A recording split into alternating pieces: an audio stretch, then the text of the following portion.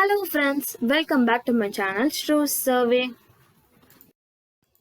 இன்னைக்கு நம்ம வீடியோல எந்த டாபிக் கவர் பண்ண போறோம்னு பாத்தீங்கன்னா எல்லாரும் கேட்டிருந்த காஸ்ட் அக்கவுண்டிங் ஸ்டாண்டர்ட்ஸ் தான். and this is a introduction video. Cost accounting ஸ்டாண்டர்ட்ஸ்னா என்னன்னு டெப்தா தெரிஞ்சுக்கிறதுக்கு முன்னாடி ஏன் இதை படிக்கிறோம் அப்படின்னு சொல்லி பார்க்கலாம். It was first introduced by the companies amendment bill 1965 தான் வந்துட்டு காஸ்ட் அக்கவுண்டிங் ஸ்டாண்டர்ட்ஸை இன்ட்ரடியூஸ் பண்ணுச்சு. செகண்ட் பாயிண்ட்ல வந்து டிஃபைன் பண்றாங்க. So every company shall keep at its registered office proper books. இங்க ப்ராப்பர் புக்ஸ்னா என்ன மென்ஷன் பண்றாங்கன்னா cost accounting books. So cost accounting books of accounts with respect to a company pertaining any class. அதாவது எல்லா கம்பெனியுமே அதோட registered ஆஃபீஸில் cost accounting புக்ஸை மெயின்டைன் பண்ணணும். அண்ட் எந்த கம்பெனிலாம் எந்த கிளாஸ் கீழே வருதுன்னு பார்த்தீங்கன்னா companies engaged in production activity, processing activity, manufacturing activities or mining activities.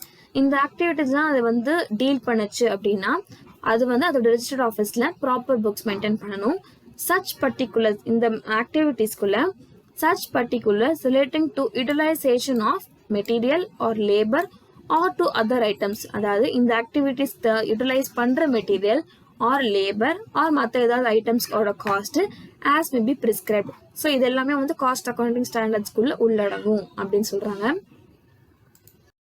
So இந்த பாயிண்ட்டை நம்ம வந்து ஸ்பிளிட் பண்ணி படிக்கலாம், அப்போதான் நமக்கு இன்னும் நல்லா புரியும்.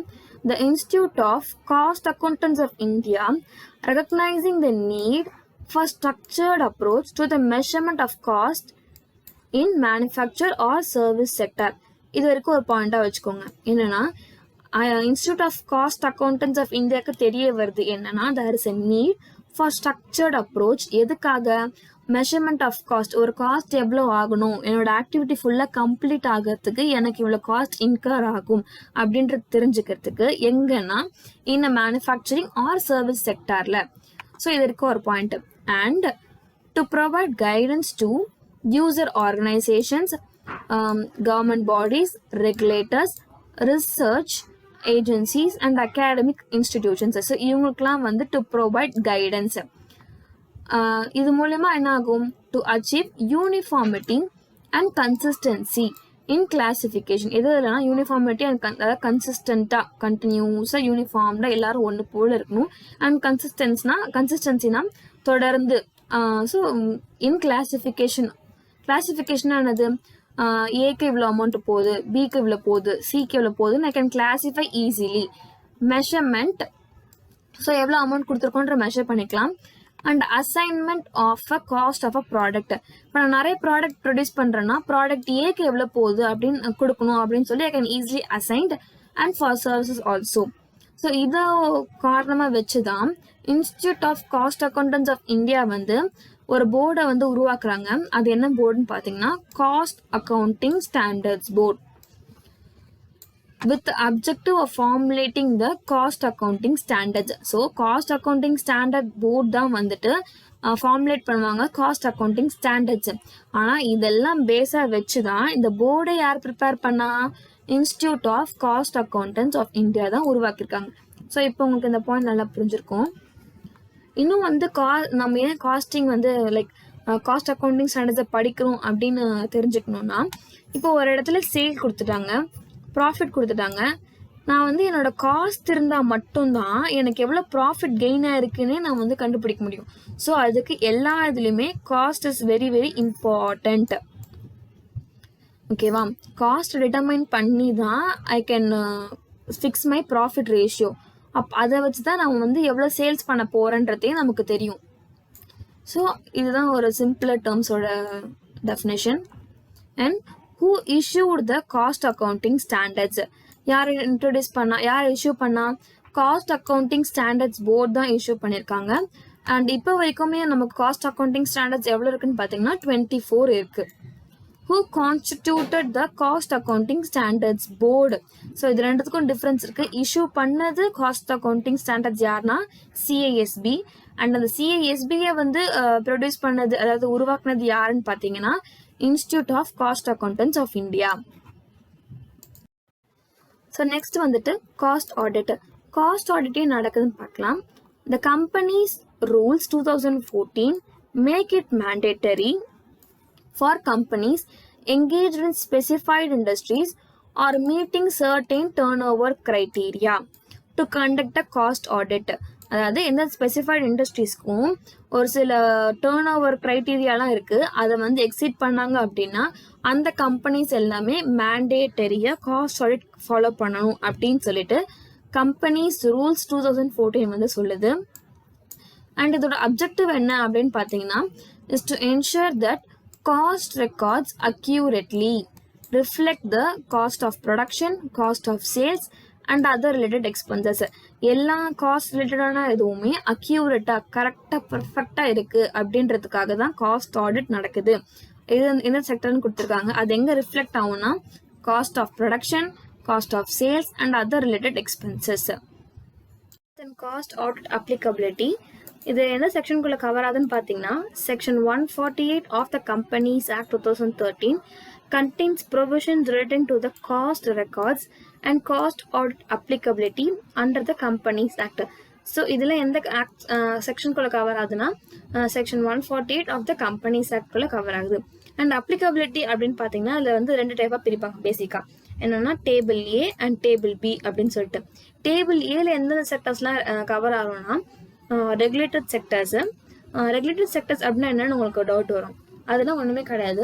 எந்தெந்த செக்டர்ஸ்லாம் that is governed by the government rules அது எல்லாமே ரெகுலேட்டட் செக்டர்ஸ்னு சொல்லுவாங்க. இதோட எக்ஸாம்பிள் தான் பார்த்தீங்கன்னா டெலிகம்யூனிகேஷன் அண்ட் ஃபர்டிலைசர்ஸ். டேபிள் பிக்குள்ளே யாரெல்லாம் கவர் ஆவாங்கன்னு பார்த்தீங்கன்னா non regulated sectors. Example glass, electricals.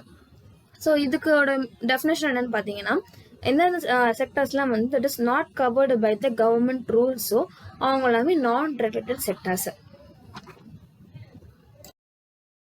So next one applicability of cost records under rule 3. ஸோ இந்த ரூல் நம்பர்லாம் கொஞ்சம் நல்லா பார்த்துக்கோங்க. ஸோ இதில் என்ன சொல்கிறாங்கன்னு பார்ப்போம். Cost records need to be included in the books of accounts of the companies being engaged. Cost recordsலாம் வந்து include பண்ணணும் இந்த books of accounts எப்போனா in the production of goods or services as covered under the table A or table B and the total turnover from its production or services is more than Indian rupees of 35 crores during the preceding financial year. So இது என்ன சொல்ல வராங்கன்னா cost records வந்துட்டு ஒரு சில இவங்கெல்லாம் வந்து include பண்ணணும் புக்ஸ் ஆஃப் அக்கௌண்ட்ஸில் ஆஃப் த கம்பெனிஸ். எந்தெந்த கம்பெனிஸ்ன்னு பார்த்தீங்கன்னா யாரெல்லாம் வந்து ப்ரொடக்ஷன் ஆஃப் குட்ஸ் கூடயோ ஒரு ப்ரொடக்ஷன் ஆஃப் சர்வீசஸ் கூடயோ அவங்க வந்து டீல் பண்ணுறாங்களோ அவங்க எங்கேஜாக இருக்காங்களோ அவங்க எல்லாருமே காஸ்ட் ரெக்கார்ட்ஸ் வந்து இன்க்ளூட் பண்ணணும் இந்த books of accounts. As covered இந்த டேபிள் ஏ நம்ம ஆல்ரெடி பார்த்துட்டோம் அண்ட் டேபிள் பியும் நம்ம பார்த்துட்டோம். அண்ட் அவங்களோட டோட்டல் டேர்ன் ஓவர் இருக்குது பார்த்தீங்களா, எது டோட்டல் டேர்ன் ஓவர் பார்த்தீங்கன்னா எது மூலியமாக வந்ததுன்னா from all of its production or services is more than இது எல்லாத்தையும் சேர்த்து எவ்வளோட அதிகமாக இருக்கணும் 35 crores இந்தியன் ருபீஸில் 35 crores அதிகமாக இருக்குது. அண்ட் இது எப்போ கன்சிடர் பண்ணுவாங்கன்னா during the preceding financial year. So நான் இப்போ 2024 இருக்கேன் அப்படின்னா அதோட ப்ரிசீடிங் ஃபினான்ஷியல் இயர் என்னவோ அதுதான் கன்சிடர் பண்ணிக்கணும். அதில் 35 crores மேலே இருந்துச்சுன்னா then they are applicable of cost records under rule number 3. Next one, applicability of cost audit rule number 4. யார் யாரெல்லாம் காஸ்ட் ஆடிட் பண்ணணும் அதோட அப்ளிகபிலிட்டி என்னன்னு சொல்லிட்டு எது சொல்லுது ரூல் நம்பர் 4ல கவர் பண்றாங்க. ஸோ இதில் ஃபர்ஸ்ட் ஒன் பார்த்தீங்கன்னா ஆல்ரெடி நம்ம டேபிள் ஏன்னு பார்த்தோம் பார்த்தீங்களா. ஸோ அதுதான் இங்கே சொல்லியிருக்காங்க. டேபிள் ஏல ஸ்பெசிஃபைடு குட்ஸ் ஆர் சர்வீசஸ்ல overall annual turnover of the company from all the products or from all the services is Indian rupeesல 50 crore மேலே இருந்துச்சுனாலோ and aggregate turnover from the individual product. So இதுமே note பண்ணணும், individual product or individual services for which the cost records are required to be maintained is INR Indian rupeesல 25 crores or more இருந்துச்சுனாலும் then they are applicable for cost audit. அவங்க வந்து cost audit மேற்கொண்டு தான் ஆகணும். யாரு table ஏல overall turn over வந்துட்டு அவங்களோட ப்ராடக்ட்ஸ் மூலியமாவோ ஆர் சர்வீசஸ் மூலியமாவோ இந்தியன் ருபீஸில் 50 crores ஆர் மோர் தாண்டுச்சுனாலும் 50 crores தாண்டுச்சுனாலும் அண்டுனா இந்த ரெண்டு கண்டிஷனுமே சாட்டிஸ்ஃபை ஆகணும். அப்போ தான் காஸ்ட் ஆடிட் அப்ளிகபிள். அதனால தான் இங்கே அண்டுன்னு ஸ்பெசிஃபை பண்ணுறேன். அண்ட் அக்ரிகேட் டேர்ன் ஓவர் இருக்குது பார்த்தீங்களா, எதுனா ஒரு இண்டிவிஜுவல் ப்ராடக்டாவோ இல்லை individual சர்வீசஸாவோ from which the cost records are required to be maintained is Indian rupeesல 25 crore or more. ஸோ இதுதான் டேபிள் ஏ. அண்ட் டேபிள் பிக்கான ப்ரொவிஷன் என்னன்னு பார்த்தீங்கன்னா, specified goods or services overall annual turnover of the company from all the products or services is INR 100 crores or more.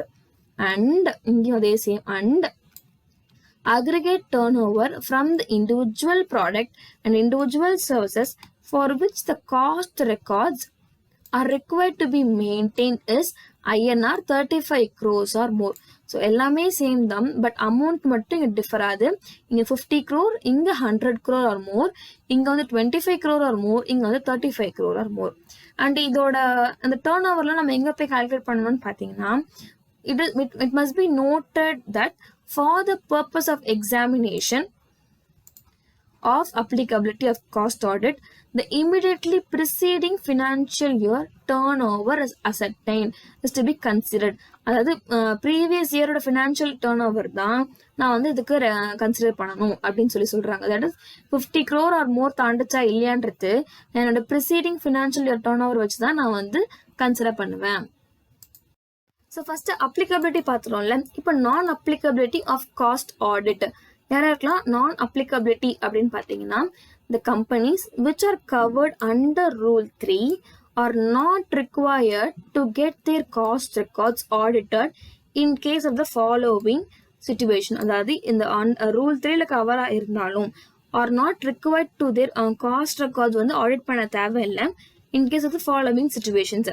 என்னென்னா, the company's exports revenue exceeds 75% of its total revenue. The export revenue needs to be in foreign exchange.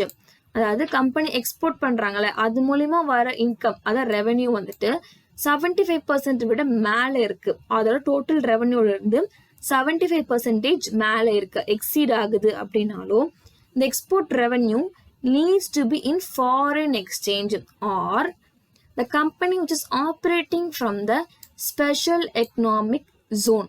இதை தான் வந்துட்டு செஸ்ன்னு சொல்லுவோம். So அந்த ஜோன்லேருந்து ஒரு company operate ஆனாலோ or the company which is engaged in the generation of electricity for captive consumption through captive generating plant. So electricity generate பண்ணுற ஒரு கம்பெனியாக இருந்தாலும் ஸோ இந்த 3 பாயிண்டில் ஏதோ ஒரு பாயிண்டில் அந்த கம்பெனி ஃபாலோ ஆச்சு அப்படின்னா அந்த கம்பெனி நான் அப்ளிகபிலிட்டி ஆஃப் த காஸ்ட் ஆடிட்குள்ளே கவர் ஆகும். ஸோ அவ்வளோதான். இந்த வீடியோ மூலமா நம்ம வந்து காஸ்ட் அக்கௌண்டிங் ஸ்டாண்டர்ட்ஸோட இன்ட்ரொடக்ஷன் பார்ட் ஓவர். ஸோ இதில் நீங்கள் வந்து எதுக்காக காஸ்ட் அக்கௌண்டிங் ஸ்டாண்டர்ட்ஸ் நம்ம படிக்கிறோம், எந்த போர்டு வந்து அதை கவர்ன் பண்ணுறாங்க, யார் வந்து இது கன்சாலிடேட் பண்ணாங்க அப்படின்னு சொல்லி பார்த்துருப்போம். அண்ட் அப்ளிகபிலிட்டினா என்ன, நான் அப்ளிகபிலிட்டியில் யாரெல்லாம் வருவாங்க, டேபிள் ஏல யார் வருவாங்க, டேபிள் பியில் யார் வருவாங்க, அது எல்லாமே நம்ம கவர் பண்ணியாச்சு. ஸோ நெக்ஸ்ட் வீடியோவில் நம்ம வந்து ஒரு ஸ்டாண்டர்ட்ஸை நம்ம வந்து கவர் பண்ணிட்டு போகலாம். அதாவது 24 ஸ்டாண்டர்ட்ஸ் பார்த்தோம் இல்லையா. ஸோ ஒன்று நம்ம கவர் பண்ணிட்டு போகலாம். அண்ட் அடிஷ்னலாக ஏதாவது டாபிக்ஸ் நான் கவர் பண்ணணும்னு நினச்சிங்கனாலும் நீங்கள் ப்ளீஸ் கமெண்ட்ஸில் எனக்கு சொல்லுங்கள், நம்ம அந்த வீடியோவும் நம்ம கவர் பண்ணிடலாம். And wish you all a very happy new year. And நீங்கள் எல்லாம் எனக்கு சப்போர்ட் பண்ணணும்னு நினச்சிங்க அப்படின்னா please do like, share and subscribe. Tata bye.